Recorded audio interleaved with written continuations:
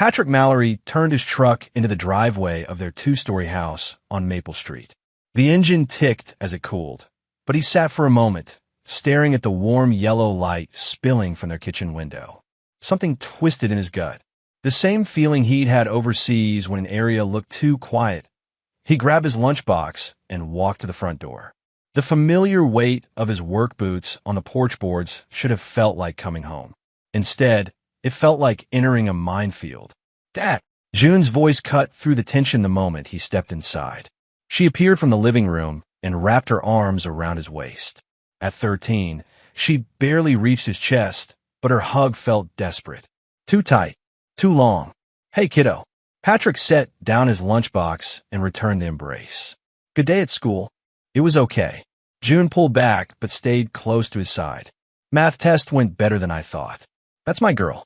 All that studying paid off. Kendra appeared in the kitchen doorway, wiping her hands on a dish towel. Her smile looked painted on. "You're late. Traffic on the interstate. Accident near the connector." Patrick kept his voice even. "Smells good in here. Meatloaf. It's been ready for 20 minutes." She turned back toward the kitchen. "June, go wash up for dinner." June squeezed Patrick's arm once more before heading upstairs. The gesture sent alarm bells through his head. His daughter had become his anchor in this house, and that wasn't right. Kids shouldn't carry that weight. Patrick followed Kendra into the kitchen. She moved around the space with sharp, precise movements. Plates clattered against the counter harder than necessary. "Long day?" he asked. "Aren't they all?" Kendra didn't look at him. "June was home, sick today. I had to cancel my appointment with the hair salon. She seemed fine just now." "What was wrong?" "Stomach bug." "She's better now." Kendra's tone suggested the conversation was over. Patrick washed his hands at the kitchen sink, watching his wife's reflection in the window. Her jaw was set, her shoulders rigid. The woman he'd married 15 years ago had laughed easily. This version rarely smiled unless someone was watching. June returned, and they sat around the dining table. The silence felt thick enough to cut. Patrick asked June about her science project. She talked about photosynthesis, her voice animated for the first time since he had arrived home. Kendra picked at her food and checked her phone twice. "Can you put that away during dinner?"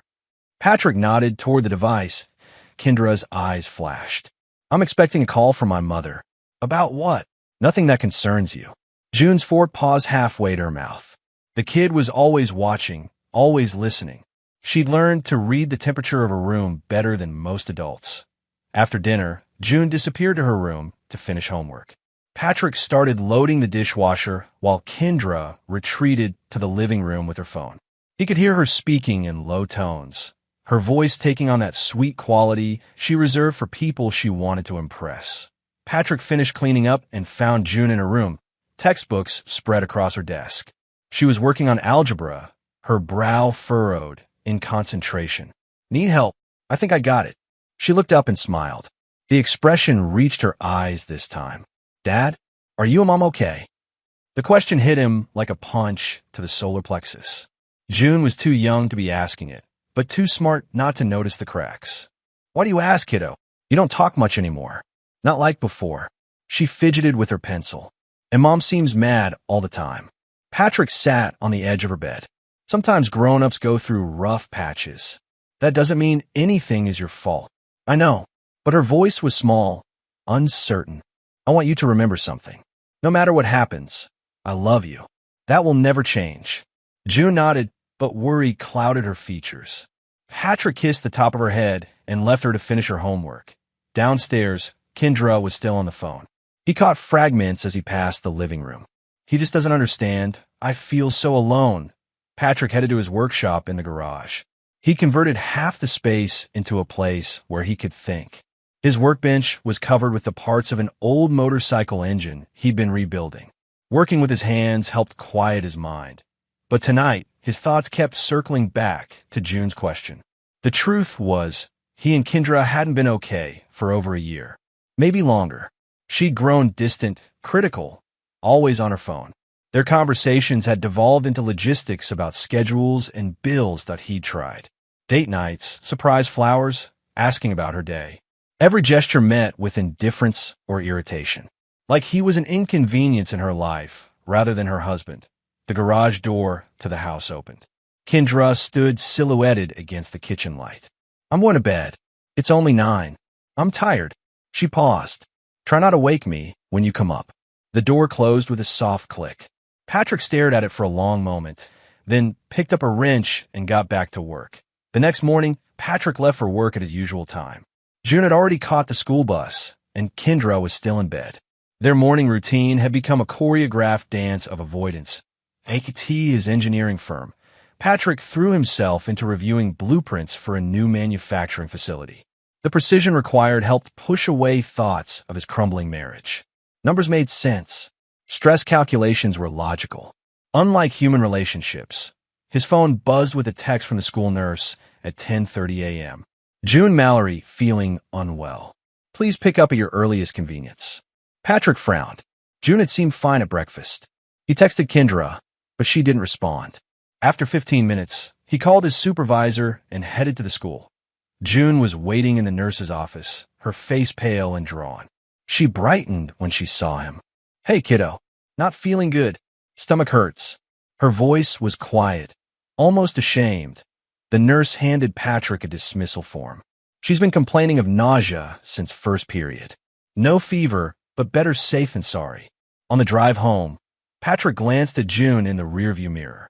She was staring out the window, her usual chatter absent. Want to stop for soup? That place you like with the chicken noodle. Can we just go home? Sure thing. Patrick pulled into their driveway and helped June out of the truck. She moved slowly, like every step hurt. He unlocked the front door and guided her to the living room couch. I'll get you some ginger ale and crackers. That usually helps. June curled up under her favorite blanket, the one with cartoon cats that she'd had since she was 8. Patrick headed to the kitchen and stopped short. Kendra was nowhere to be seen, but her coffee mug sat on the counter, still warm. Her car was in the garage. So where was she? A sound from upstairs caught his attention. Voices. Low and intimate. Patrick's blood went cold. He grabbed the ginger ale from the refrigerator and returned to June, his mind racing. The voices continued, too muffled to make out words but clear enough to understand their tone. Here you go, sweetheart. He handed June the drink, keeping his voice steady. I'm going to check on something upstairs. Call if you need me. June nodded and took a small sip. Patrick headed for the stairs, but before he reached them, he heard the back door open and close. Footsteps crossed the deck quickly. By the time he looked out the kitchen window, a man was walking across their backyard toward the fence that led to the street behind their house. Patrick didn't recognize him, but he was tall, dark-haired, wearing jeans and a button-down shirt. Patrick, Kendra's voice came from upstairs. Is that you? Yeah. June's sick. I brought her home. Kendra appeared at the top of the stairs wearing a robe, her hair mussed. Oh, I was just taking a shower. Patrick studied her face. Her cheeks were flushed, her lipstick smudged. Long shower. I fell asleep in the tub. This headache has been killing me all morning. She descended the stairs, pulling the robe tighter. How's June? Nauseous. I gave her some ginger ale. Kendra moved past him toward the living room. Poor baby. Must be that bug that's going around. Patrick followed, watching his wife fuss over their daughter. Kendra's performance was convincing, but something felt off. The timing, the mysterious man in their backyard, her flustered appearance. He'd learned to trust his instincts in the military. Right now, they were screaming. June stayed home the next day as well, claiming her stomach still hurt. Patrick reluctantly went to work after Kendra assured him she'd keep a close eye on their daughter. The day dragged. Patrick found himself checking his phone constantly, half expecting another call from the school or his wife. When his phone finally buzzed at 2 p.m., it was a text from June. Can you come home? Patrick stared at the message. June never asked him to leave work early. He called Kendra's phone. It went straight to voicemail. He tried June's number. She answered on the first ring. Dad, what's wrong, kiddo? Her voice was shaky. Can you just come home? Please. I'm on my way. Patrick made his excuses and drove home faster than he should have. He found June sitting on the front porch steps, her school backpack beside her. Hey, he sat down next to her. Talk to me. June was quiet for a long moment. Mom had a friend over again. A friend, the same man from yesterday. I heard them arguing after you left. June picked at the strap of her backpack. When I came downstairs for lunch, I saw them in the kitchen. They were kissing. Patrick felt the world tilt sideways. You're sure? Yes. June's voice was barely a whisper. Mom saw me watching. She got really mad. What happened then? June rolled up her sleeve. A bruise, shaped like finger marks, wrapped around her thin wrist. She grabbed me, said if I told anyone, she'd make sure I never saw you again. Tears started down June's cheeks. She said you'd leave us both if you knew. Patrick stared at the bruise, rage building in his chest like a pressure cooker. But he kept his voice calm, gentle. June, look at me. She raised her eyes to his. I will never leave you. Do you understand? No matter what your mother says or does, I will never abandon you. June nodded, wiping her nose with her free hand. Where is she now? She left after the man did. Said she had errands to run. Patrick pulled out his phone and took photos of the bruise. June watched him with wide eyes. Are you going to call the police? I don't know yet, but I want to document this, okay? In case we need it later. They went inside, and Patrick made June a grilled cheese sandwich while she told him everything she'd seen and heard. The man's name was Owen. He'd been coming to the house for weeks, always when Patrick was at work. Today, they'd argued about June being home. He said I was a problem, June whispered. Mom agreed. Patrick set the sandwich in front of her, his hands surprisingly steady. Eat this. They were going to figure out what to do. June took a bite, but seemed to have trouble swallowing. Dad, what's going to happen to us? I don't know yet, kiddo. But whatever happens, we'll face it together. When Kendra returned home 3 hours later, laden with shopping bags, Patrick was helping June with homework at the kitchen table. His wife swept in like nothing had happened, chattering about sales at the mall and traffic downtown. How are you feeling, baby? She kissed the top of June's head. Better. June didn't look at her mother. Good. I bought ingredients for your favorite cookies. We can make them after dinner. Patrick watched the performance with cold detachment. Kendra was good at this, the concerned mother act. But now he could see through it. Everything felt calculated, designed to manipulate. That night, after June went to bed, Patrick confronted his wife in their bedroom. We need to talk. About what? Kendra was applying face cream at her vanity, not meeting his eyes in the mirror. About the man who was here today. About June's bruise. Kendra's hand froze for a split second before continuing its routine. I don't know what you're talking about. Don't lie to me, Kendra.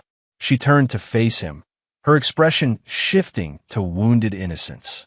Are you accusing me of something, Patrick? Because if you are, you better have proof. I have photos of our daughter's wrist. She fell off her bike yesterday. Kids get bruises. Kendra's voice was steady, but her eyes were calculating. If you're suggesting I would hurt June, that's sick. Maybe you're the one with problems. Patrick stared at his wife, really looked at her. The woman he'd married, the mother of his child, was lying to his face without flinching. And worse, she was turning it around on him. This conversation isn't over. Yes, it is. Kendra turned back to the mirror. Unless you want to explain to June why her father doesn't trust her mother. Patrick left the room before he said something he'd regret. In the hallway, he paused outside June's door and listened to her quiet breathing. His daughter was in there, probably lying awake, scared and confused he'd failed to protect her today. But that wouldn't happen again. The next few weeks established a new normal that felt anything but normal. Patrick watched his wife and daughter with the attention to detail that had kept him alive overseas. He cataloged every interaction, every strange look, every moment of tension. June returned to school but seemed subdued. She no longer volunteered to help Kendra with dinner or asked to go shopping together. When they were in the same room, June kept physical distance between herself and her mother. Kendra, for her part, seemed to be trying extra hard to appear like the perfect mother. She volunteered to chaperone a field trip, brought cupcakes to June's class for no particular reason, and posted photos on social media of their happy family moments. But Patrick saw through it now. Every gesture felt forced. Performed for an audience, he started coming home for lunch when possible, claiming he needed to check on some minor repair or another. Sometimes Kendra was there, sometimes she wasn't. When he asked where she'd been, her answers were always plausible but vague. Grocery store. Coffee with Marlene. Doctor's appointment. Patrick began to notice patterns. Kendra's absences always happened on days when June was at school. She was always dressed up when he came home unexpectedly. Her makeup fresh, her clothes carefully chosen. And June continued to watch everything with those intelligent eyes that missed nothing. One afternoon, Patrick installed a security camera system. He told Kendra it was because of break-ins in the neighborhood, which was partially true. There had been 2 houses hit in the past month. Do we really need cameras? Kendra asked as he mounted one near the front door. Better safe than sorry. The insurance company might give us a discount too. He positioned cameras to cover the front yard, backyard, and driveway. Not inside the house, he wasn't ready to cross that line yet. But if someone was coming and going from his home, he wanted to know about it. The system sent alerts to his phone whenever motion was detected. For the first few days, it was mostly mail carriers and delivery trucks. Then, on a Thursday afternoon while Patrick was at work, his phone buzzed with an alert of a blue sedan pulled into his driveway at 11:47 a.m. A tall man in dark clothing got out and walked to the front door. Patrick couldn't see his face clearly from the camera angle, but the build matched the figure he'd glimpsed in his backyard weeks earlier. The man stayed for 2 hours and 17 minutes. Patrick saved the footage and tried to concentrate on work, but his mind kept circling back to the images. His wife, in his house, with another man, while their daughter was at school. That evening, he waited until June was asleep before approaching Kendra. How was your day? She was reading in bed, or pretending to. Fine. Quiet. I caught up on some cleaning. Anyone stop by? Just a mail carrier. She didn't look up from her book. Why? The new security system sends me alerts. I got one around noon today. Now she looked at him. The cameras are a bit much, don't you think? What will the neighbors say? I don't care what the neighbors say. I care about protecting my family. From what? This is Boise, not Baghdad. Patrick studied her face. No guilt, no fear. If anything, she seemed annoyed by his questions. The system flagged a vehicle in our driveway today. Blue sedan, unfamiliar plates. Maybe they were turning around, or looking for a different address. Kendra returned to her book. You're being paranoid, Patrick. It's not attractive. He left the room without another word. In his home office, he pulled up the security footage on his laptop and watched it again. The man definitely went to their front door.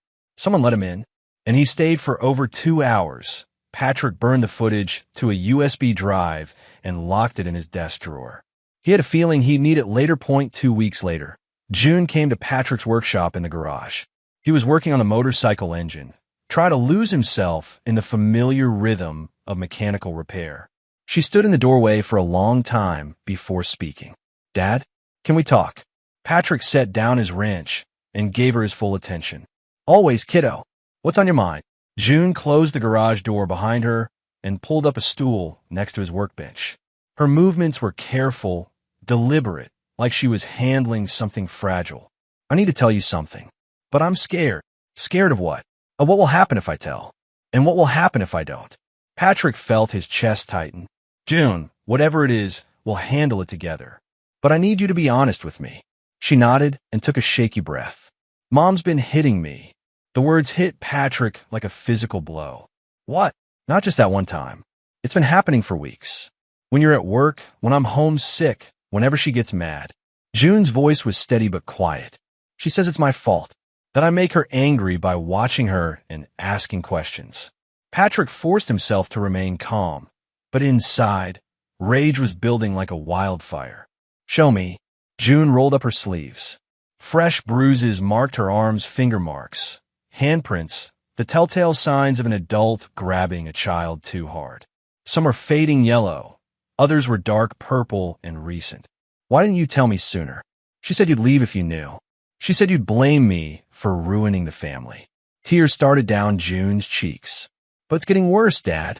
Yesterday, she pushed me down the stairs. I caught myself, but she said next time I might not be so lucky. Patrick's vision went red around the edges. He closed his eyes and counted to 10, using every ounce of self-control he'd learned in the military. June, I need you to listen to me very carefully. None of this is your fault. Do you understand? Your mother is the adult. She is responsible for her actions. June nodded. and I am never leaving you. No matter what happens between your mother and me, I will fight for you. I promise. What are we going to do? Patrick looked at his 13-year-old daughter, too young to be dealing with this, too smart not to understand the implications. We're going to document everything, and then we're going to get you somewhere safe. Over the next hour, June told Patrick everything. The pattern of abuse that had started small, harsh words, rough handling, and escalated over time. The man named Owen who came to the house regularly. The arguments she'd overheard about money and divorce and custody. She practices, June said quietly. Practices what? Crying. Being sad. She stands in front of the bathroom mirror and practices looking upset, like she's rehearsing for something. Patrick felt a chill run down his spine. When does she do this? After Owen leaves. Or after she hurts me. She practices what she'll say if anyone asks questions. Patrick pulled out his phone and activated the voice recorder. June, I need you to tell me everything again. For the record. She did, her voice clear and steady. She answered Patrick's questions with the precision of someone far older than 13. Where the abuse happened, what triggered it, what Kendra said during and after. When they finished, Patrick saved the recording to multiple devices and cloud storage. Then he called his best friend, Isaac Lowell. Isaac, it's Patrick. I need to see you tonight. It's urgent. Everything okay? Patrick looked at his daughter, bruised and scared but still brave enough to tell the truth. No, everything is not okay. But it's about to change. Isaac Lowell's law office occupied the 3rd floor of a converted Victorian house downtown. Patrick had been there twice before, once for their wills, once when June was born to update beneficiaries. Both times had been happy occasions. Tonight felt different. Isaac met them at the back entrance after hours. He was still wearing his court suit, but his tie was loosened and his sleeves rolled up. The man looked tired but alert. June, sweetheart. Isaac's voice was gentle. There are some books and magazines in the conference room. Would you mind waiting there while your dad and I talk? June nodded and followed Isaac's directions. She'd been quiet during the drive, but Patrick could see her mind working, processing the fact that they were talking to a lawyer. Isaac closed his office door and gestured for Patrick to sit. The room was lined with law books and case files, the desk covered with legal pads covered in Isaac's precise handwriting. Talk to me. Patrick laid out everything. The affair, the abuse, the pattern of manipulation. He showed Isaac the photos of June's bruises, played the recorded statement. Isaac listened without interruption, occasionally making notes. When Patrick finished, Isaac was quiet for a long moment. This is bad, Patrick. Worse than bad. I know, but it's also winnable. If we play it right. Isaac leaned forward. The key is not to react emotionally. Kendra is going to expect you to fly off the handle, file emergency motions, make a scene. That plays into her hands. How? Because then she gets to play the victim. The poor wife, whose unstable husband suddenly turned against her. She'll claim you're making up stories about abuse to gain custody leverage. Patrick felt his jaw clench. So what do? We build an airtight case.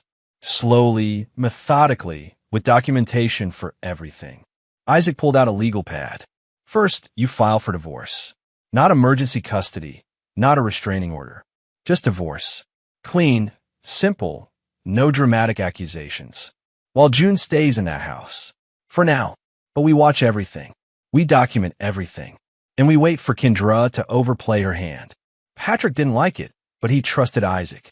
The man had been through his own custody battle 5 years ago and lost. He wouldn't let that happen to Patrick. What about June's safety? You come home for lunch every day. You vary your schedule, so Kendra can't predict when you'll be there. And June knows she can call you anytime.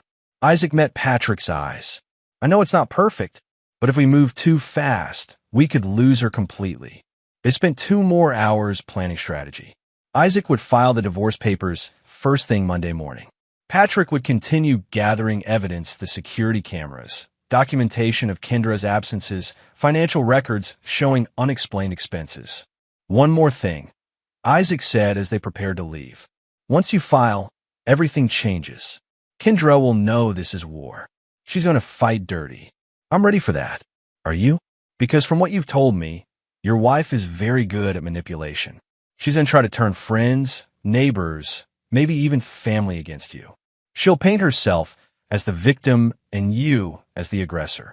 Patrick thought about the woman he'd married, the mother who could slap her daughter and then practice crying in the mirror. Let her try. Kendra received the divorce papers on a Tuesday morning while Patrick was at work and June was at school. She called him 17 times in the span of an hour. Patrick let every call go to voicemail. When he finally listened to the messages, he could hear her progression from shock to anger to calculated devastation. Message 1. Patrick, what is this? Call me back right now. Message 5.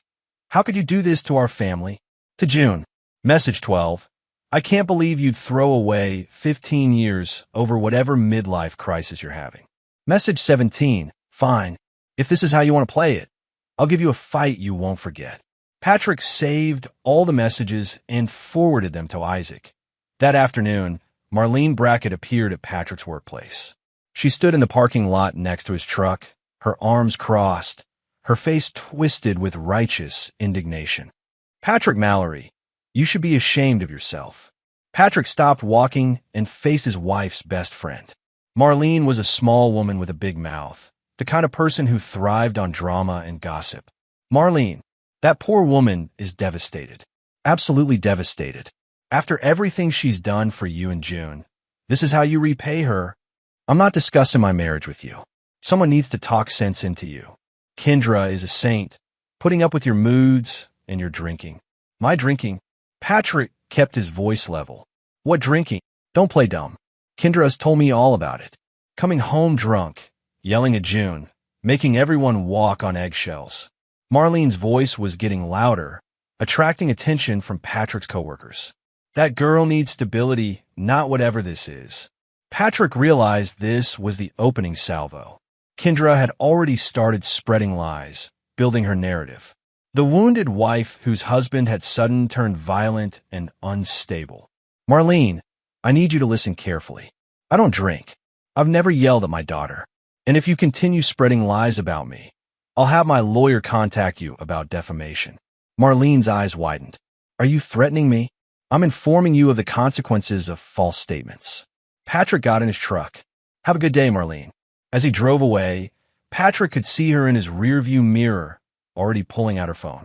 No doubt calling Kendra to report on the confrontation. That evening, Patrick came home to find Kendra in full performance mode. She was making June's favorite dinner, humming softly, playing the part of the devoted mother. June sat at the kitchen counter doing homework, but Patrick could see the tension in her shoulders. There's my husband. Kendra's voice was bright, but her eyes were cold. We need to talk after dinner. Sure. Dinner was a masterclass in passive aggression. Kendra asked about Patrick's day in a tone that suggested she already knew the answer. She mentioned running into several neighbors, all of whom were concerned about the family. Mrs. Henderson asked if everything was okay. She said she saw some official-looking papers being delivered. Kendra cut her chicken with precise movements. I didn't know what to tell her. You could tell her it's none of her business. Patrick. Kendra's voice carried a note of hurt disappointment. These people care about us. About June. When they see lawyers and papers, they worry. June looked up from her plate. What lawyers? Nothing you need to worry about, sweetheart. Kendra reached over and squeezed June's hand. Daddy's just going through a difficult time. Patrick bit back his response. This was exactly what Isaac had warned him about. Kendra was already positioning herself as the stable parent dealing with Patrick's problems. After June went to bed, Kendra cornered Patrick in their bedroom. What the hell do you think you're doing? The mask was off now. No more wounded wife act. I'm protecting my daughter. From what? From me? Kendra laughed, but there was no humor in it. You think anyone will believe that? Poor, devoted Kendra who's never missed a school event or a doctor's appointment. They'll believe the evidence. What evidence? A few bruises on a clumsy kid? Some security footage of legitimate visitors. Kendra moved closer, her voice dropping to a whisper. You have no idea who you're messing with, Patrick. I've been building relationships in this community for 15 years. People love me. Trust me. What do they think of you? Patrick didn't answer. They think you're the quiet, brooding type. A little unstable. Maybe suffering from PTSD. It wouldn't be hard to convince them that your military service left you damaged. Is that a threat? It's a reality check. I can make June's life very difficult if you push me. You want to fight for custody? Fine, but I'll make sure everyone knows what kind of father you really are. Kendra left the room, and Patrick heard her phone ring immediately. She answered in the hallway, her voice switching back to the vulnerable victim mode. Marlene? Oh, honey, it's been such a hard day. Patrick closed the bedroom door and called Isaac. She's moving faster than we expected, Isaac said after Patrick filled him in. We need to accelerate our timeline. What does that mean? It means we document everything she's doing. Every conversation, every lie, every manipulation attempt. And we prepare for her to file for full custody. She said she'd make June's life difficult. That's where she'll make her mistake. Kendra thinks she's smarter than everyone else. But threats like that show her true character. We just need to capture it. Patrick looked at his closed bedroom door, thinking about his wife on the other side, weaving her web of lies. How long do we have? Not long. If I were her lawyer, I'd file by the end of the week. Isaac was right. 3 days later, Patrick received papers seeking full custody of June, temporary alimony, and primary residence in the family home. The petition painted him as an absent father with anger management issues and possible substance abuse problems. Reading it felt surreal. The man described in the legal documents bore no resemblance to Patrick's reality. But he could see how Kendra had built the narrative, how each lie connected to create a believable story. That night, June found him in his workshop. Dad, Mrs. Henderson asked me if you were feeling okay. She said Mom told her you've been acting strange. Patrick set down his tools and faced his daughter. June, people are going to say things about me, about our family. Some of those things won't be true. I know. Her voice was small but certain. Mom's been practicing again. In the bathroom. She's getting really good at crying on command. What else have you noticed? She's been recording phone calls. And she's been taking pictures of things around the house. June frowned. Yesterday, she took pictures of your beer bottles in the recycling bin. But you only had 2 beers all week. Patrick felt pieces clicking into place. Kendra was building a case, manufacturing evidence to support her narrative. June, I need you to do something for me. Can you write down everything you remember about the things Mom has said and done? Not just the hitting, but all of it. Like a diary. Exactly like a diary. But keep it hidden, okay? And if anything happens, if you feel unsafe or scared, you call me immediately. June nodded solemnly. Are we going to be okay, Dad? Patrick looked at his brave, intelligent daughter and made her a promise. We're going to be more than okay, kiddo. We're going to be free. Patrick's new routine began at 5 a.m. each day. Before work, he reviewed the security footage from the previous day, noting any unusual activity. He documented Kendra's comings and goings, cross-referenced them with her stated plans, and built a timeline of discrepancies. The pattern became clear quickly. On Mondays, Wednesdays, and Fridays, when June was at school and Patrick at work, the blue sedan appeared in their driveway. The man stayed for 2 to 3 hours each time. Patrick enhanced the video quality and managed to capture the license plate number. A private investigator Isaac recommended ran the plates and confirmed the car belonged to Owen Rives, a 45-year-old divorced working in commercial real estate. More interesting was what the investigator found about Owen's background. He was married with 2 teenage sons. His wife, according to public records and social media, believed they had a solid marriage. This gives us leverage, Isaac explained during one of their evening strategy sessions. Owen has as much to lose as Kendra if this comes out. Patrick also began varying his work schedule, coming home at unexpected times. Kendra had grown careless, confident in her ability to manipulate the situation. She didn't realize Patrick was watching everything done on a Thursday afternoon. Patrick parked around a corner from his house and walked through the backyard. He could hear voices from inside Kendra and Owen arguing about money. You said you'd leave him months ago. Owen's voice was frustrated, angry. These things take time, especially now that he's being difficult. I can't keep doing this. My wife is getting suspicious. Then maybe you should have thought of that before you started this affair. Patrick activated the voice recorder on his phone and moved closer to the window. Their kitchen window was partially open, and their voices carried clearly. "I'm risking everything for you," Owen continued. "My marriage, my kids, my business. What am I getting in return? You're getting me. And half of everything Patrick owns when this divorce goes through. If it goes through. Your husband isn't rolling over like you expected. Patrick's not smart enough to fight me. He thinks being right matters. But courts don't care about right and wrong. They care about perception." Patrick recorded 15 minutes of conversation before Owen left through the back door. The audio quality was excellent, capturing Kendra's calculating tone and Owen's growing nervousness about their situation. That evening, Kendra was sweet and attentive at dinner, asking about Patrick's day and complimenting June on her improved grades. The performance was flawless if Patrick hadn't heard her conversation with Owen. He might have believed she was genuinely trying to repair their marriage. After June went to bed, Kendra approached Patrick with a conciliatory tone. "I've been thinking about what you said. About counseling. What about it? Maybe we should try it. For June's sake." Kendra sat beside him on the couch, closer than she'd been in months. "I don't want our problems to affect her." Patrick studied his wife's face. The concern looked genuine, but he could see the calculation behind her eyes. "It's a little late for counseling, don't you think? It's never too late if we both want to make it work." Kendra placed her hand on his arm. "I know I haven't been the best wife lately. I've been distant, critical. Maybe I've been depressed. Depression doesn't explain everything that's happened." "What do you mean?" Patrick watched her carefully. "I mean the lies, Kendra. The manipulation. The stories you're telling people about me." Her mask slipped for just a moment, a flash of anger before the concerned wife expression returned. "I don't know what you mean. Who told you I was saying things about you? Does it matter? The point is, counseling won't fix what's broken here." Kendra pulled her hand away. "So you've given up? Just like that?" "I gave up when I realized the woman I married doesn't exist anymore. If she ever did." That night, Patrick heard Kendra on the phone again. This time she was talking to someone new, a man with a professional tone who was clearly her lawyer. "He's being completely unreasonable. Won't even consider counseling." Her voice carried the perfect note of frustrated sadness. "I'm worried about June. Patrick's been drinking more, staying out late in that garage. Yesterday, I found empty bottles hidden behind his toolbox."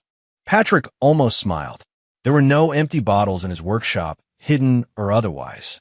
But Kendra was building her narrative, creating a foundation for the custody battle to come. 2 days later, Isaac called with news. Kendra filed for emergency custody. Claims you've been threatening her, and June is afraid to be alone with you. That's completely false. I know, but now we have to respond, which means we get to present our evidence for the first time. Patrick felt a grim satisfaction. She walked right into it. Better than that, she rushed.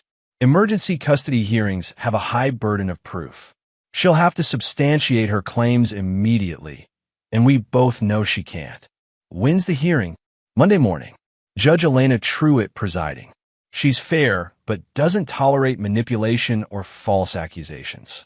Patrick spent the weekend preparing with Isaac. They organized their evidence, chronologically the photos of June's bruises, the audio recordings, the security footage, June's written statement documenting the abuse. Most importantly, they had June's diary. She'd been writing in it for 2 weeks, documenting not just the physical abuse, but Kendra's psychological manipulation tactics. The entries were devastating in their clarity and detail. Sunday evening, Patrick found June in her room, staring out the window. "Nervous about tomorrow, kiddo?" "A little. Well, I have to talk to the judge." "Maybe. Isaac says Judge Truitt might want to hear from you directly." Patrick sat on her bed. "Are you ready for that?" June nodded slowly. "I'm tired of being scared all the time. Tired of pretending everything's okay when it's not. You won't have to pretend anymore after tomorrow. Promise." Patrick looked at his daughter, brave beyond her years, strong despite everything she'd endured. "I promise." The family courthouse on Capitol Boulevard was busier than Patrick expected for a Monday morning. He sat with Isaac in the hallway outside Judge Truitt's courtroom, watching Kendra perform for a small audience of supporters she'd assembled. Marlene Brackett was there, along with 2 other neighborhood friends. They surrounded Kendra like a protective barrier, speaking in hushed tones about poor Kendra's terrible situation and what a shock this all was. "Look at that," Isaac murmured. "She's brought a Greek chorus." Kendra was dressed conservatively navy blue dress, minimal makeup, hair pulled back in a modest style. She looked like every judge's idea of a concerned mother. When she caught sight of Patrick, she dabbed at her eyes with a tissue. "Mr. Lowell? Mr. Mallory?" A court clerk appeared. "Judge Truitt will see you now." The courtroom was smaller than Patrick had expected, with wood paneling and fluorescent lights that gave everything a stark, official feel. Judge Elena Truitt sat behind the bench, a woman in her early 50s with graying hair and sharp eyes that missed nothing. Kendra's lawyer went first. David Chun was exactly the kind of attorney Patrick had expected: expensive suit, theatrical gestures, voice pitch for maximum emotional impact. "Your Honor, my client comes before you today, not in anger, but in fear. Fear for her safety and the safety of her 13-year-old daughter." Chun painted a picture of Patrick as an increasingly unstable man whose military service had left him with anger management issues. He described a pattern of drinking, threats, and emotional abuse that had escalated to the point where Kendra feared for their lives. Mrs. Mallory has documentation of threatening text messages, evidence of alcohol abuse, and witness testimony about Mr. Mallory's erratic behavior. Most importantly, she has a daughter who is terrified to be alone with her father. Patrick forced himself to remain calm as Chun twisted every piece of evidence. The beer bottles in the recycling became proof of alcoholism. Patrick's quiet nature became evidence of suppressed rage. His work schedule became abandonment of parental duties. When Chun finished, Judge Truitt looked to Isaac. "Mr. Lowell, your response." Isaac stood slowly, deliberately. "Your Honor, what we've just heard is a masterclass in manipulation and fabrication. Mr. Chin's client is not a victim. She's an abuser who has spent months laying the groundwork for false accusations." Isaac methodically dismantled Kendra's claims. The threatening text messages Chun referenced, they didn't exist. Isaac challenged Chun to produce them immediately. The alcohol abuse? Patrick had submitted to a voluntary drug and alcohol screening that morning, which came back completely clean. Most importantly, Your Honor, we have extensive documentation of the real abuse happening in this household. Mrs. Mallory has been physically and emotionally abusing their daughter for months while conducting an extramarital affair. Isaac presented the photos of June's bruises, the audio recordings of Kendra and Owen, the security footage showing Owen's repeated visits to the house during school hours. This is not a case of domestic violence, Your Honor. This is a case of a manipulative woman who got caught in her lies and is now trying to use the system to avoid consequences. Judge Truitt reviewed the evidence carefully, asking pointed questions about dates, times, and documentation. Patrick could see her growing skepticism about Kendra's claims. "Mrs. Mallory," the judge said finally, "I've reviewed the evidence presented by both parties. The bruises on your daughter are well documented and concerning. How do you explain them?" Kendra took the stand with practiced composure. "My daughter is very active, Your Honor. She rides her bike, plays soccer, climbs trees. Children get bruises. These bruises appear to be finger marks on her wrists and arms. That's not consistent with playground injuries.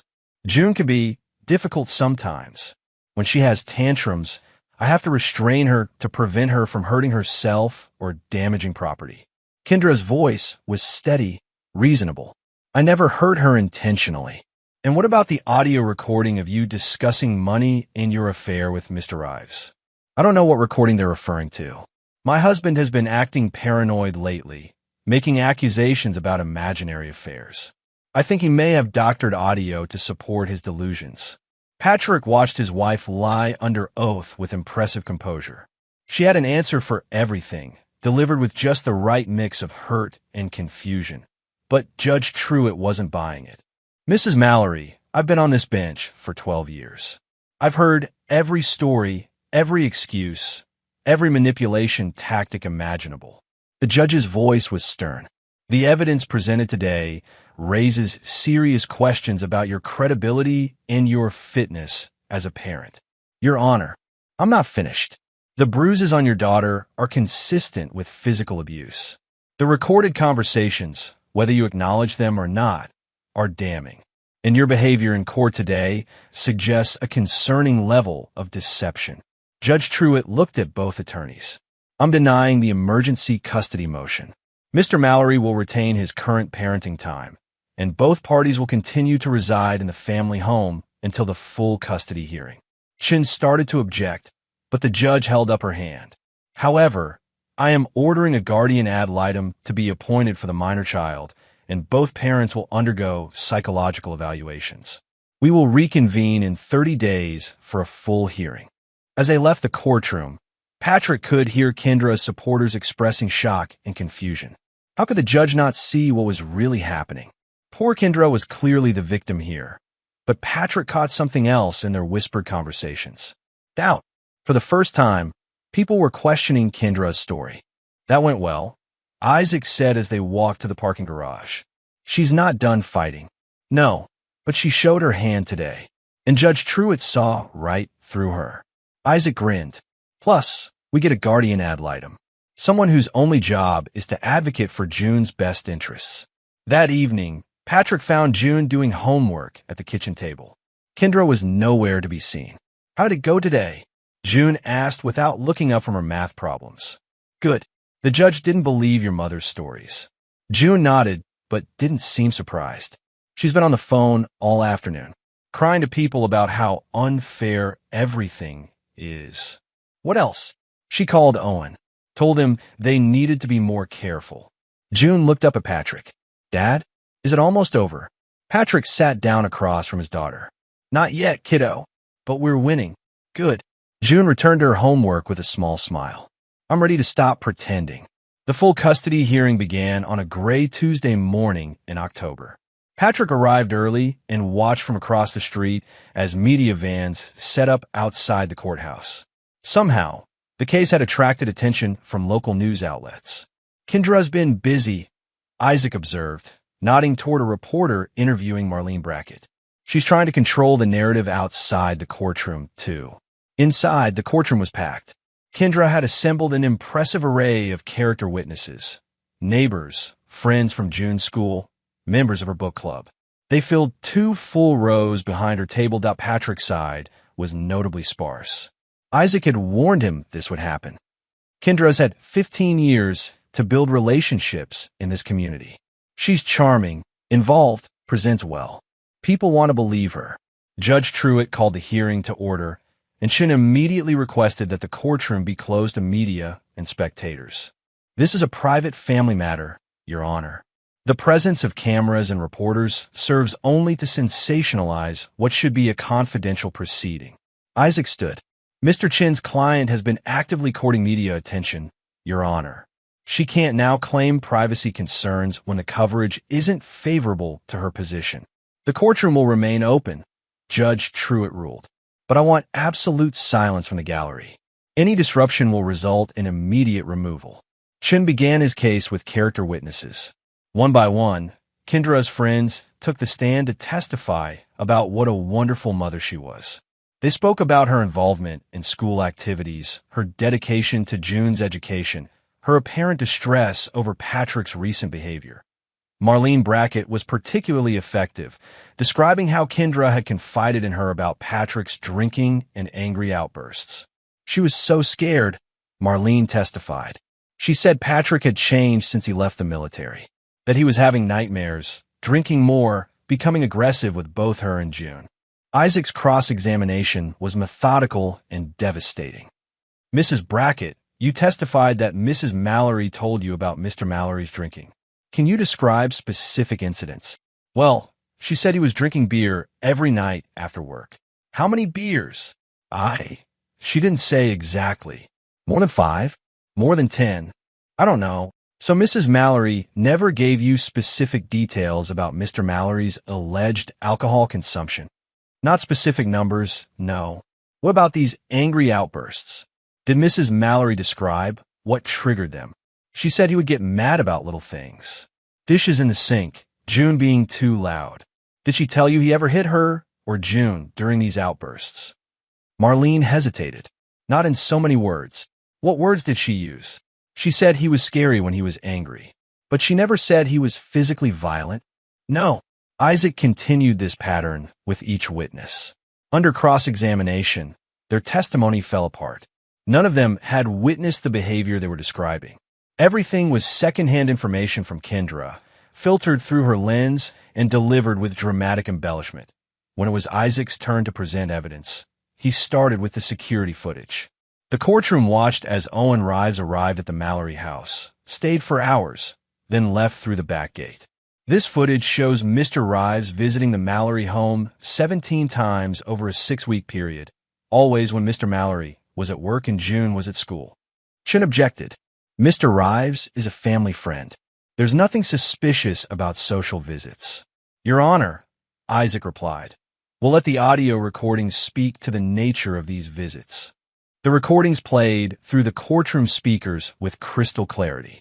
Kendra's voice discussing her plans to leave Patrick, her manipulation of the custody situation, her dismissive comments about June being in the way. Patrick watched the gallery as the recordings played. Shock registered on faces throughout the room. These were Kendra's supporters, people who had believed her victim narrative. Now they were hearing her real voice, calculating and cold. When Owen's voice came through the speakers discussing the financial benefits of the divorce, several of Kendra's character witnesses looked genuinely disturbed. Isaac then called Ms. Redley, June's teacher, to testify about the bruises she'd observed and the change in June's behavior over the past year. June went from being one of my most engaged students to being withdrawn and anxious. She started flinching when adults moved too quickly near her. She stopped participating in class discussions.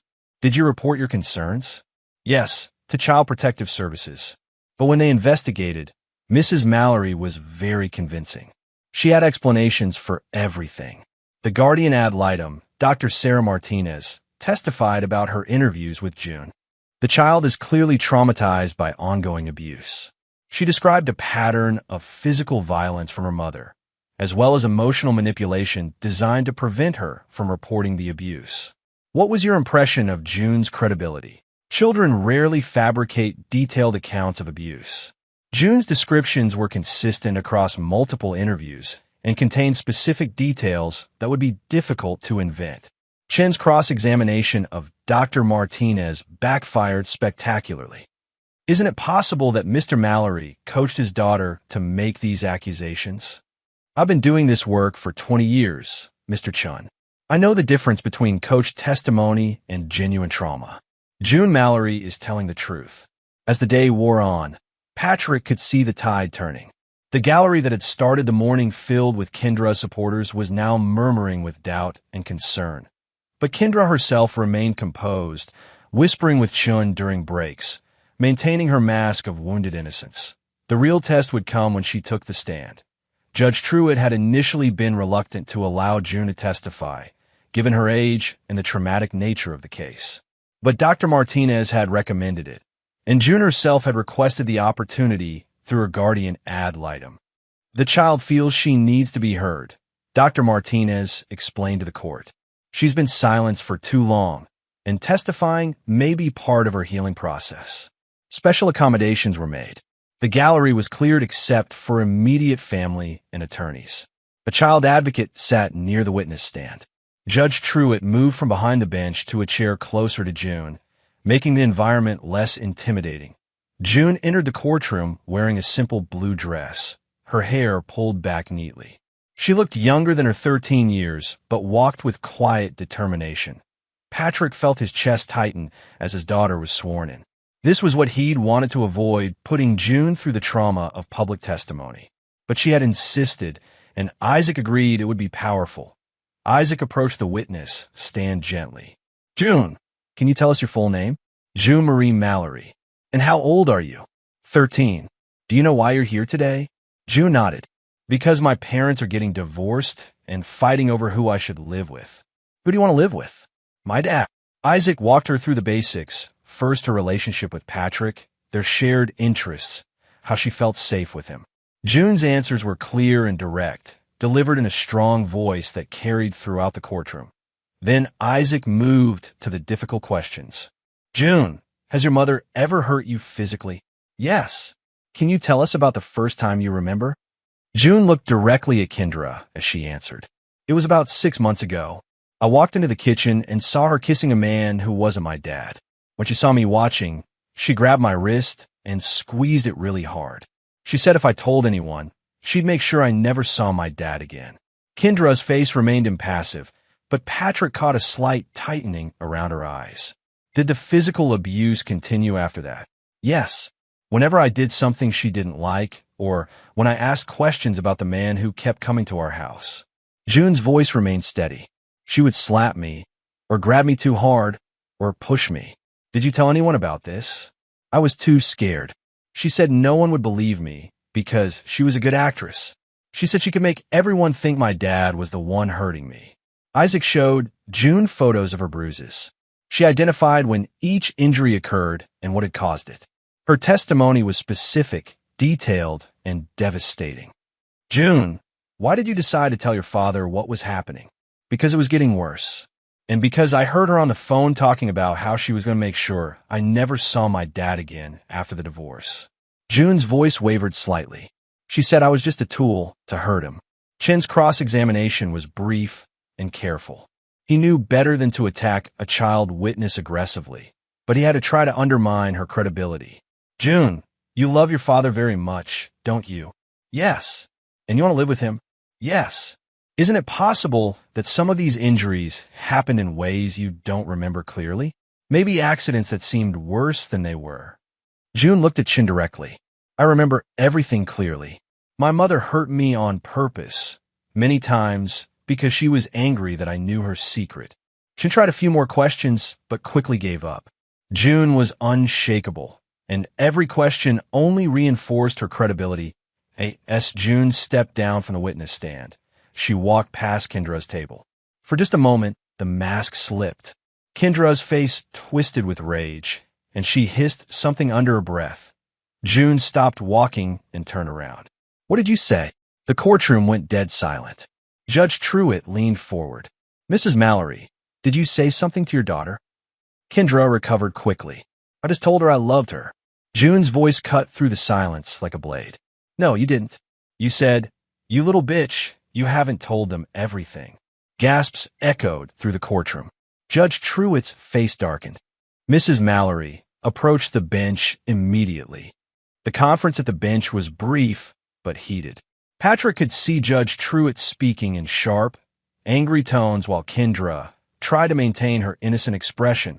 When they returned, Judge Truitt addressed the courtroom. What I just witnessed was completely inappropriate and concerning. A parent threatening a child witness during testimony demonstrates exactly the kind of behavior that puts a child at risk. Chen was on his feet immediately. Your Honor, my client denies making any threatening statement. Mr. Chun, I heard what she said. So did everyone else in this courtroom. Judge Truitt's voice was ice cold. We'll recess for 30 minutes while I consider whether additional charges need to be filed. During the break, Patrick found June in the witness waiting room with Dr. Martinez. You did great, kiddo. I wasn't going to let her lie anymore. June's voice was quiet but determined. Everyone needed to hear the truth. When court resumed, Judge Truitt made an announcement that surprised everyone. Given what I witnessed earlier, I'm ordering an immediate temporary custody modification. Effective immediately, June Mallory will reside primarily with her father. Mrs. Mallory will have supervised visitation only until the conclusion of these proceedings. Chen objected strenuously, but Judge Truitt cut him off. Mr. Chun, your client threatened a child witness in my courtroom. She has demonstrated that she cannot control her behavior even under the highest scrutiny. I will not allow her unsupervised access to this child while these proceedings continue. As they left the courthouse that afternoon, Patrick kept June close to his side. Reporters shouted questions, but Isaac handled them with brief statements about being pleased with the court's decision. I in the car. June was quiet for a long time. Dad, what happens now? Now we wait for the final hearing. But you're safe, kiddo. You're coming home with me. June nodded and looked out the window. I'm not scared anymore. The revelation that Owen Rives was married with children added a new dimension to the case. Isaac's private investigator had done thorough background research, uncovering not just Owen's personal life, but also his financial situation. He's leveraged to the hilt, Isaac explained during their preparation for the final phase of the trial. 2 mortgages, business loans, credit card debt. If his wife divorces him, he'll lose everything. This gave them significant leverage when Owen was subpoenaed to testify. Owen appeared in court looking like a man who hadn't slept in weeks. His expensive suit couldn't hide the stress lines around his eyes or the way his hands shook as he was sworn in. Chun had objected to Owen's testimony, arguing it was irrelevant to the custody matter, but Judge Truitt had overruled him. Mr. Rive's relationship with Mrs. Mallory is directly relevant to her credibility and judgment as a parent. Isaac began his questioning methodically. Mr. Rives, how long have you known Kendra Mallory? About 8 months. And what is the nature of your relationship? Owen glanced at Kendra, then back at Isaac. We're friends. Just friends. Yes. Isaac played the audio recording of Owen and Kendra discussing their affair and their plans for Kendra's divorce. Owen's face went pale as his own voice filled the courtroom. Mr. Rives, was that your voice on the recording? Owen's lawyer whispered something in his ear. Owen nodded reluctantly. I invoke my Fifth Amendment right against self-incrimination. Isaac had expected this. Your Honor, I request that Mr. Rives be granted immunity from prosecution in exchange for his truthful testimony. Judge Truitt considered the request. Mr. Rives, you understand that immunity means you cannot be prosecuted for crimes you admit to during this testimony, but you must answer all questions truthfully. Yes, Your Honor. With immunity granted, Owen's resistance crumbled. Under oath, he admitted to the affair, confirmed the details in the audio recordings, and revealed information that shocked even Isaac. Did Mrs. Mallory ever discuss her daughter with you? She said June was a problem, that the kid was too smart and saw too much. Did she discuss plans for dealing with this problem? Owen hesitated. She said she might need to send June to live with relatives after the divorce, somewhere far away where she couldn't cause trouble. Did Mrs. Mallory ever describe disciplining June? She said sometimes she had to get physical to make June understand who was in charge. Did you ever witness Mrs. Mallory being physical with June? Once. I was leaving through the back door and heard yelling inside. Through the window, I saw Kendra slap June across the face. Hard. What did you do? Nothing. Kendra said it was none of my business how she raised her kid.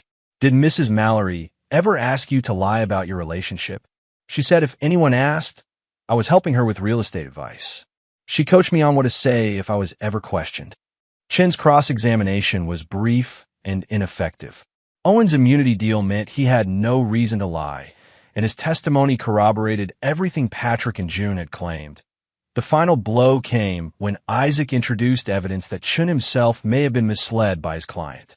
Mr. Rives, did Mrs. Mallory show you any documents related to her divorce proceedings? She showed me some papers her lawyer had filed. Allegations about Patrick drinking and being violent. What was Mrs. Mallory's reaction to these allegations? She laughed. She said Patrick barely drank at all and had never raised his voice to anyone. She thought it was funny that people would believe her stories. The implications were clear. Kendra had not only lied to the court, but had potentially lied to her own attorney, suborning perjury and making Chun an unwitting participant in her deception. Chen requested an immediate recess and was seen having a heated conversation with Kendra in the hallway.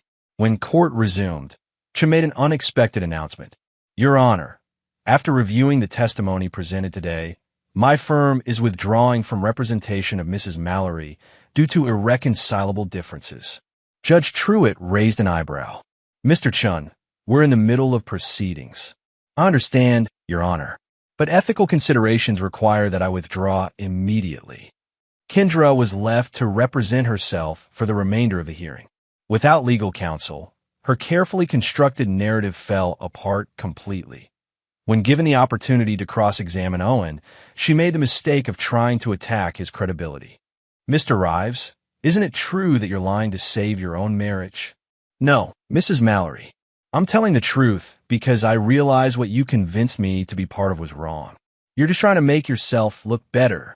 I'm trying to do the right thing for once.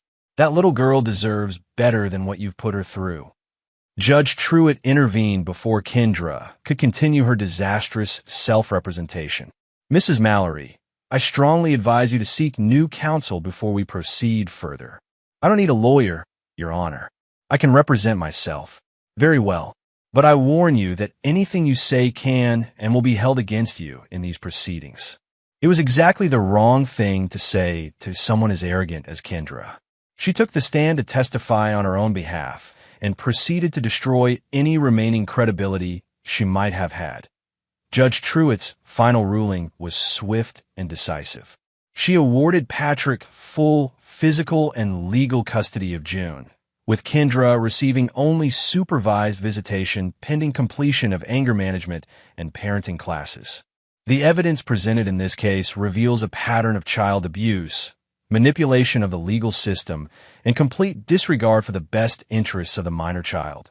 Judge Truitt stated from the bench. Mrs. Mallory's behavior both inside and outside this courtroom has demonstrated that she poses a significant risk to her daughter's physical and emotional well-being. The courtroom was silent as the judge continued. Furthermore, Mrs. Mallory's attempts to manipulate these proceedings through false allegations and perjured testimony show a fundamental disrespect for the judicial system. I am referring this matter to the District Attorney's Office for potential prosecution. Kendra sat in stunned silence as the full weight of the ruling hit her. She had not only lost custody of June, but now faced potential criminal charges for perjury and child abuse. As they left the courthouse, Patrick kept June close to his side. The media attention had intensified throughout the trial, and reporters surged forward as they exited the building. Mr. Mallory, how do you feel about the judge's decision? We're grateful that justice was served and that June is safe, Patrick replied simply. June, do you have anything to say? June looked up at the cameras with the same steady gaze she'd shown in the courtroom. I just want other kids to know that if someone is hurting you, it's okay to tell the truth. Adults will listen if you're brave enough to speak. The media coverage that followed was extensive and largely sympathetic to Patrick and June.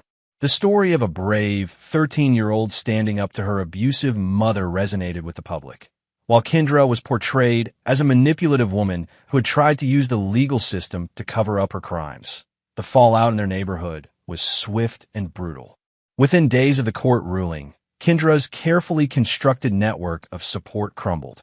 Friends who had testified on her behalf now felt betrayed and used. The book club asked her to leave. Parents at June's school crossed the street to avoid her. Marlene Brackett, who had been Kendra's most vocal supporter, was now facing questions about her own judgment. How could she have been so wrong about her best friend? Several neighbors mentioned that Marlene had been spreading stories about Patrick for months, stories that were now proven to be lies. Marlene's credibility is shot, Isaac observed when he called to update Patrick on the post-trial developments. She's been the neighborhood gossip for so long, but now people are wondering what else she's been wrong about. More seriously, Owen Rive's wife had filed for divorce within 48 hours of his testimony. His business was under investigation for potential fraud related to deals he'd made while distracted by the affair. The man who had seemed so confident and successful just weeks earlier was now facing the complete collapse of his life. Actions have consequences, Patrick told June when she asked about Owen. He chose to help your mother hurt you. Now he has to live with the results of that choice. June nodded thoughtfully. Do you think Mom understands that what she did was wrong? Patrick considered the question carefully. Even after everything, June still loved her mother and wanted to believe the best of her. I think your mother understands that she got caught. Whether she understands that her actions were wrong, that's harder to say.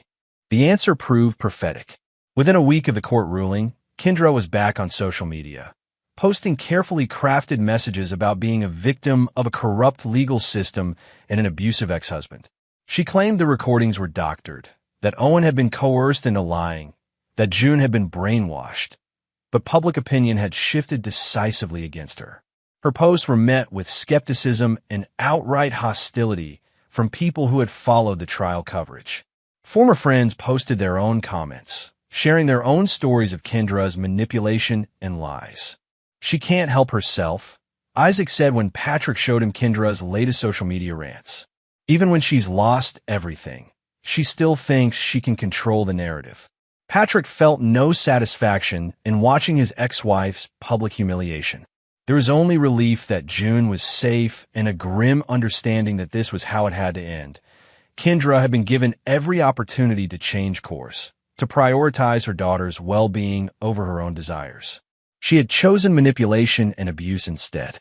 Now she was facing the full consequences of those choices. 3 weeks after losing custody, Kendra hired a new attorney and filed an appeal. Her new lawyer, James Morrison, was known for taking difficult cases that other attorneys wouldn't touch. His strategy became clear immediately. Morrison filed motions claiming that June had been brainwashed by Patrick, that the audio recordings were fabricated, and that Owen Rise had been coerced into giving false testimony.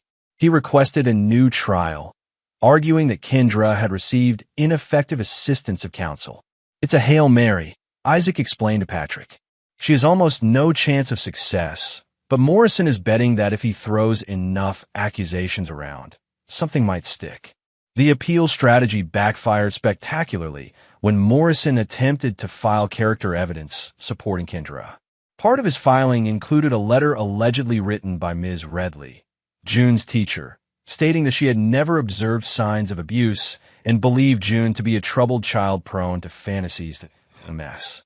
Redley immediately contacted the court to report that the letter was completely fabricated. She had never written such a letter and demanded an investigation into how her forged signature had been obtained. The hearing on the forgery allegations was brief but damaging. Morrison claimed he had received the letter from Kendra and had no reason to doubt its authenticity. Under questioning, he admitted he had not independently verified the document with Ms. Redley. "Your Honor," Morrison argued, "my client provided this letter in good faith. If there are authenticity issues, that's a matter for handwriting experts to determine." Judge Truitt was not impressed. "Mr. Morrison, did you contact Ms. Redley to verify this letter before filing it with the court?" "No, Your Honor. I relied on my client's representation that it was genuine. And now that Ms. Redley has testified under oath that she never wrote this letter, what is your position?" Morrison looked uncomfortable. "I would need to consult with my client about the source of the document. Mr. Morrison, I'm going to give you 24 hours to withdraw this filing and explain to the court how a forged document ended up in your motion. If you cannot provide a satisfactory explanation, I will be referring this matter to the State Bar for investigation." Morrison withdrew from the case the next day, citing irreconcilable differences with the client regarding litigation strategy. The State Bar opened an investigation into Kendra's potential forgery of legal documents. Kendra was now representing herself again, facing not only the loss of her appeal, but potential criminal charges for document forgery and perjury. Her desperation became more apparent when she began reaching out to June directly, despite the court order limiting her to supervised visitation only. June reported the contact attempts to Patrick immediately. Text messages, emails, even a letter slipped into her school locker. All of them contained the same themes. Kendra was the victim. Patrick had turned June against her, and June needed to remember the truth about their relationship. "She's trying to rewrite history," Dr. Martinez explained during a session with June. Abusers often attempt to gaslight their victims after losing control, trying to make them doubt their own memories and experiences. June seemed largely unaffected by her mother's manipulation attempts. "She keeps saying I don't remember things correctly, but I remember everything perfectly. She hurt me, and now she's facing consequences for it." The court took Kendra's violation of the no-contact order seriously. Her supervised visitation was suspended entirely, and she was ordered to appear for a contempt hearing. The contempt hearing. Kendra represented herself poorly, alternating between defiance and self-pity. She argued that she had a right to communicate with her daughter and that the court was violating her parental rights. "Your Honor," she said, her voice taking on the manipulative tone that Patrick knew so well, "I'm being punished for loving my daughter too much. I just want to repair our relationship." Judge Truitt's response was withering. "Mrs. Mallory, you are being punished for abusing your daughter and then violating court orders designed to protect her. Your conduct shows a complete lack of understanding about the seriousness of this situation." Kendra was sentenced to 30 days in jail for contempt of court. As she was led away in handcuffs, she turned to Patrick with a look of pure hatred.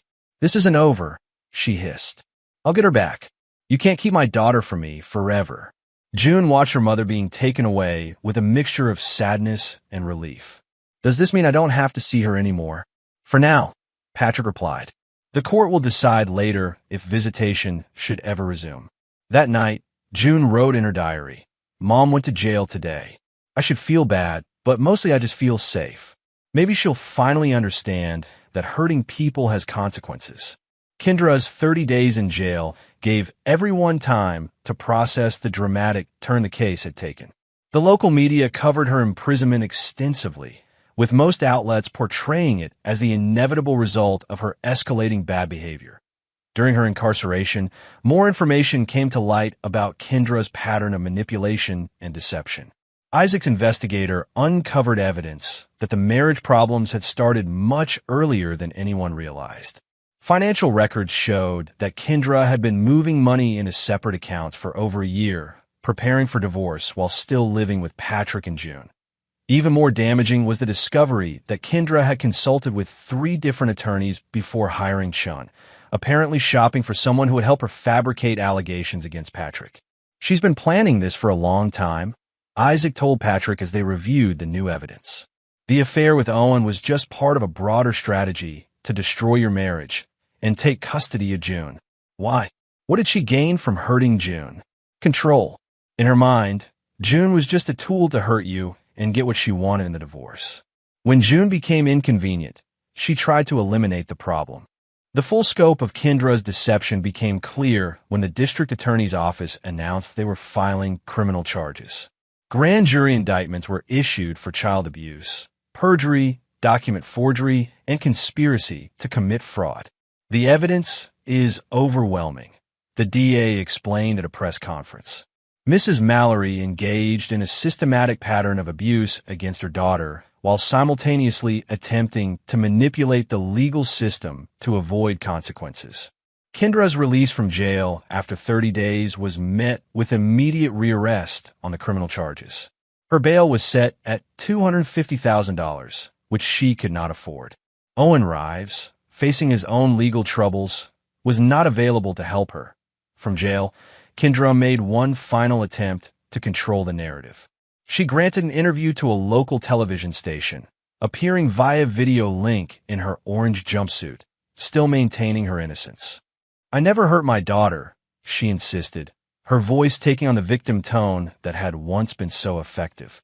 "This is all a conspiracy between my ex-husband and corrupt officials to steal my child from me." The interview backfired completely. Viewers were struck by Kendra's complete lack of remorse or self-awareness. Even people who had initially been sympathetic to her story now saw her as delusional and dangerous. More importantly, June watched the interview and felt the final pieces of doubt disappear. "She still doesn't think she did anything wrong," June told Patrick afterward. "Even now, she thinks she's the victim." Judge Truitt's final custody ruling was comprehensive and permanent. She awarded Patrick sole physical and legal custody of June, with Kendra's parental rights suspended indefinitely pending completion of court-ordered therapy and treatment programs.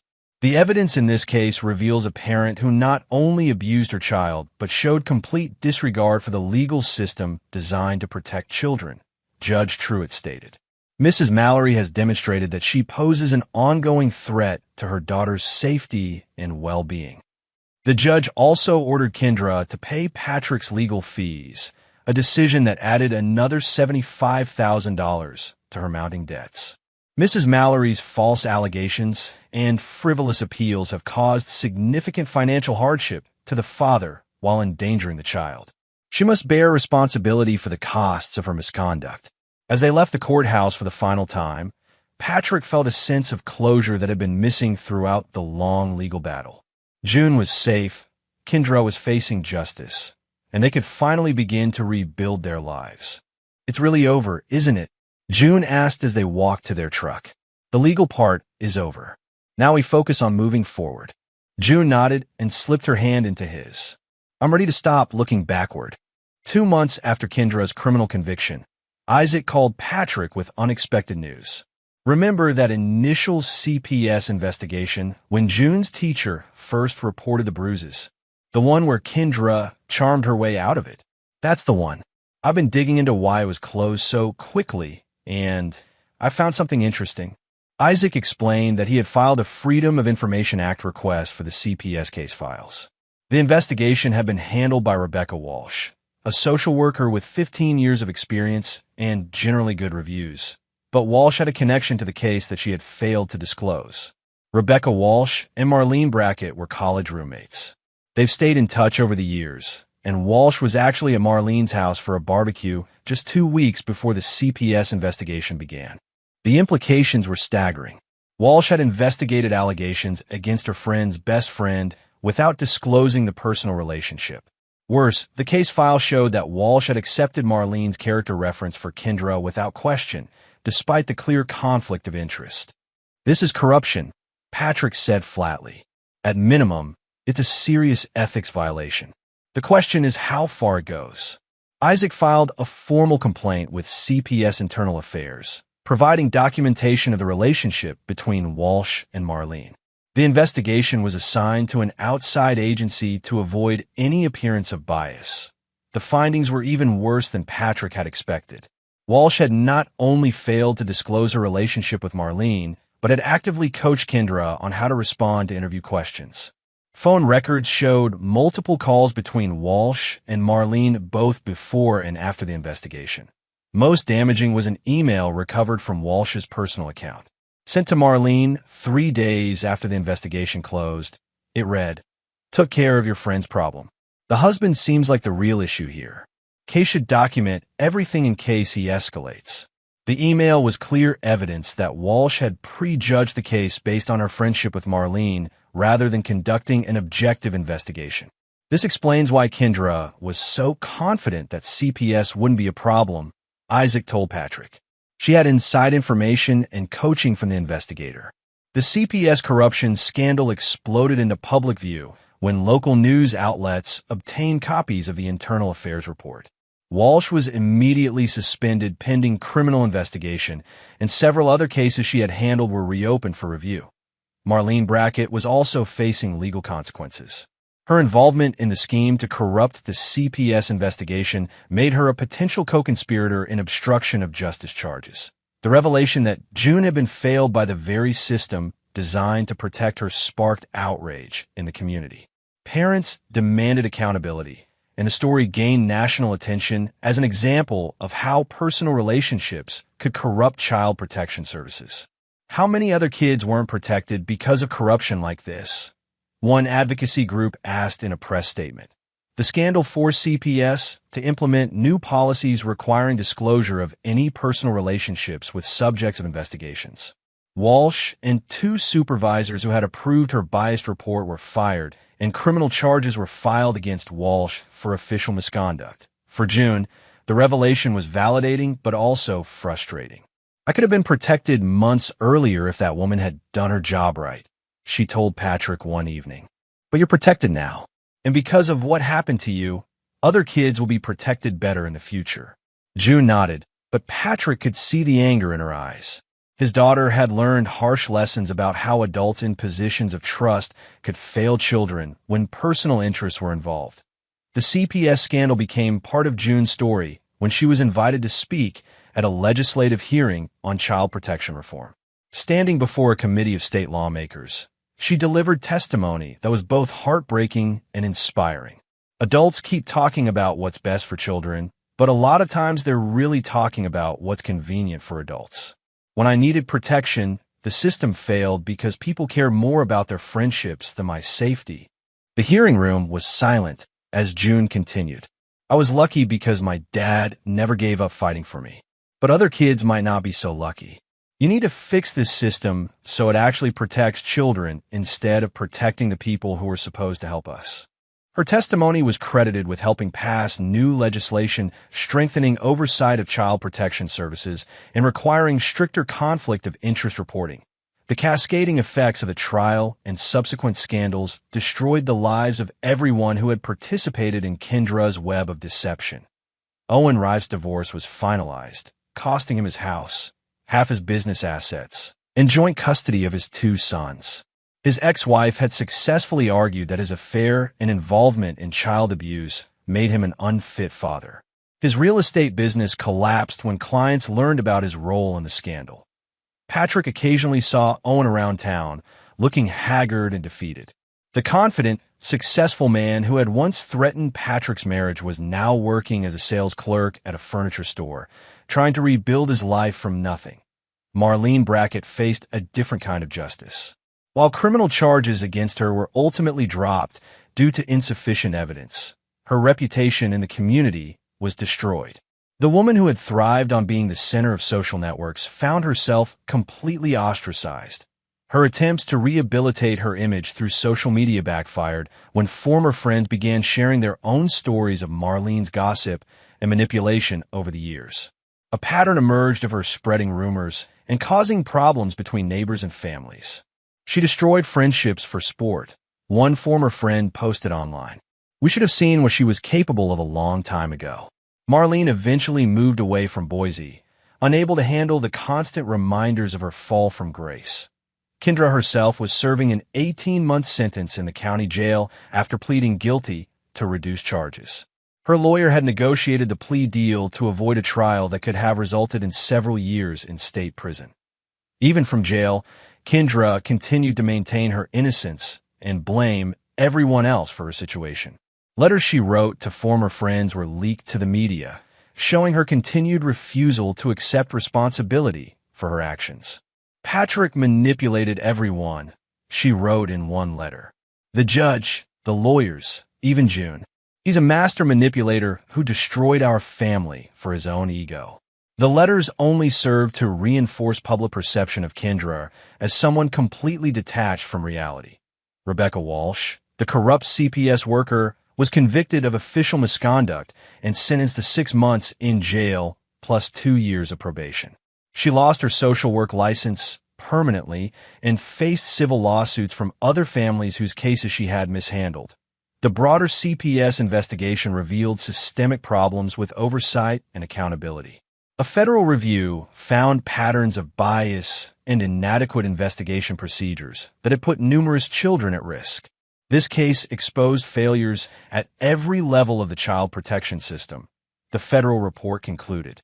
Without significant reforms, other children will face the same dangers that June Mallory experienced. For Patrick and June, watching the public reckoning was both satisfying and exhausting. They had never sought to become symbols of a broken system, but their case had sparked changes that would protect other families. Do you think it was worth it? June asked one evening as they watched a news report about the CPS reforms. Fighting for you? Always worth it. I mean, all the attention, all the drama. Sometimes I wish we could have just been a normal family. Patrick understood her conflicted feelings.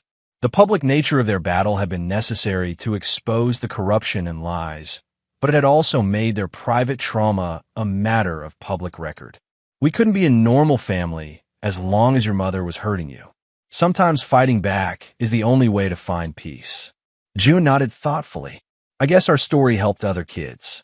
It did, and that matters. The media attention gradually faded as other stories took prominence, but the changes sparked by their case continued.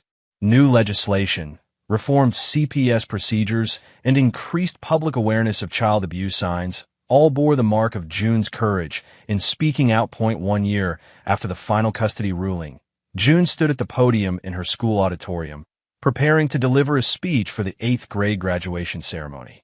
She had been selected by her classmates to represent their class, an honor that reflected her growth from the scared, withdrawn girl she had been just 18 months earlier. Patrick sat in the audience, watching his daughter with pride and amazement. The transformation had been remarkable. June's grades had improved dramatically once she no longer lived in fear. She had joined the debate team, made new friends, and rediscovered her love of learning. Truth takes time. June began, her voice clear and strong. But when it shows up, it doesn't whisper. It roars. She talked about courage, about standing up for what's right even when it's difficult, about the importance of protecting people who can't protect themselves. She never mentioned her own story directly, but everyone in the audience understood the context. Sometimes adults make mistakes. Sometimes the people who are supposed to protect us fail. But that doesn't mean we give up hope. It means we work harder to build a world where truth matters more than convenience. The applause was thunderous.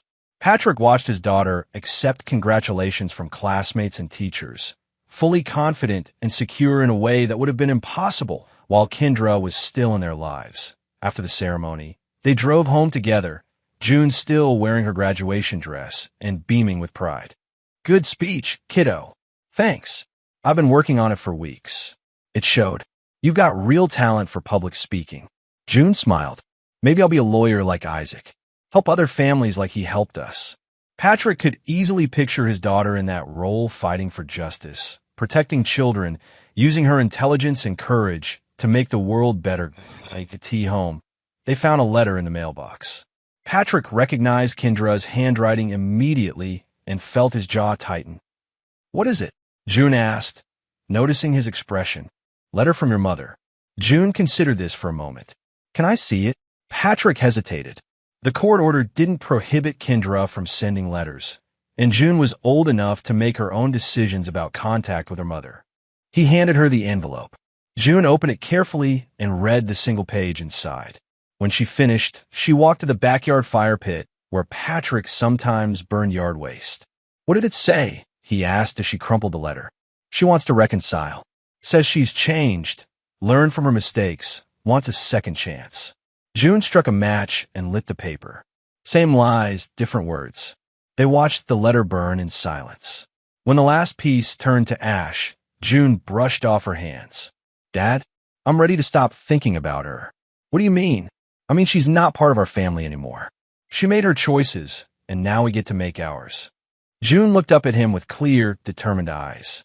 "I choose us. I choose moving forward." Patrick felt something loosen in his chest, a tension he'd been carrying for over a year. His daughter was right. They had won more than a legal battle. They had won their freedom. "So what should we do with our freedom?" June grinned. "Remember that motorcycle engine in your workshop? I think it's time we finished rebuilding it." Patrick laughed, the sound carrying across their backyard and into the evening air. For the first time in longer than he could remember, the future felt bright and full of possibilities. As they walked back toward the house, June slipped her hand into his. "Thanks for never giving up on me, Dad. Thanks for being brave enough to tell the truth."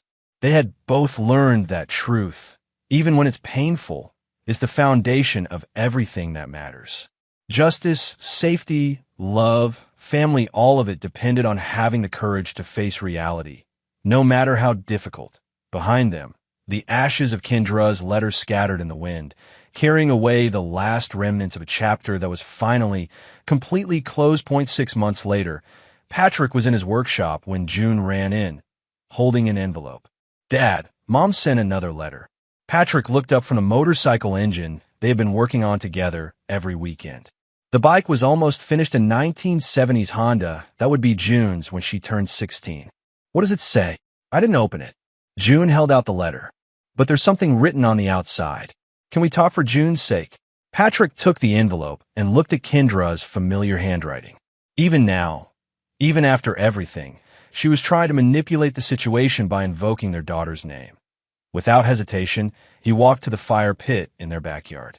June followed, understanding immediately what he intended to do. "You don't get to invoke her name," Patrick said quietly as he struck a match. The letter caught fire quickly, curling and blackening until nothing remained but ashes. Patrick watched it burn completely, then turned back toward the house where June was waiting with the blueprints for their next project. "Ready to get back to work, kiddo?" "Always." They walked inside together, leaving the ashes to scatter in the wind.